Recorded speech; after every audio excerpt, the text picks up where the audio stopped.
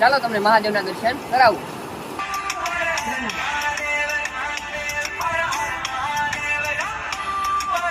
તો આજે આપણે આવી ગયા છીએ ત્રિવેણી મહાદેવના મંદિરે, જે ગોરસમાં આવેલું છે. તમને પાછળ દેખાઈ જ રહ્યું છે મહાદેવનું મંદિર.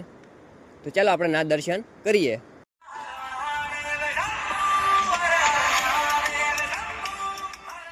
અહીંયા ત્રિવેણી કેમ કહેવામાં આવે છે, તો ચાલો તમને આજે થોડોક ઇતિહાસ કહું છું. કારણ કે અહીંયા 3 નદી ભેગી થાય છે, તો એટલે ત્રિવેણી કહેવામાં આવે છે. કે એક નદી આમથી ભેગી થાય છે, એક નદી પાછળથી આવે છે, અને એક નદી મંદિર નીચેથી આવે છે. એટલે અહીંયા 3 નદી ભેગી થાય છે, એટલે આને ત્રિવેણી કહેવામાં આવે છે. આનો મિત્રો તમે નજારો જુઓ તમે એક ફરી. ચાલો તમને મહાદેવના દર્શન કરાવું. પાછળ છે મહાદેવનું મંદિર, ચાલો તમને દર્શન કરાવું. આ છે ત્રિવેણી મહાદેવનું મંદિર, જે ગોરસમાં આવેલું છે. તમે પાછળ જોઈ શકો છો, નાના મોટી 2 શિવલિંગ અહીં આવેલી છે. આ મંદિર નદીની વચ્ચે આવેલું છે, અને 2 નદી બાજુમાંથી નીકળેલી છે. 2 નદી એક સાથે ભેગી થાય છે, અને ત્રીજી નદી મંદિરની નીચેથી નીકળે છે.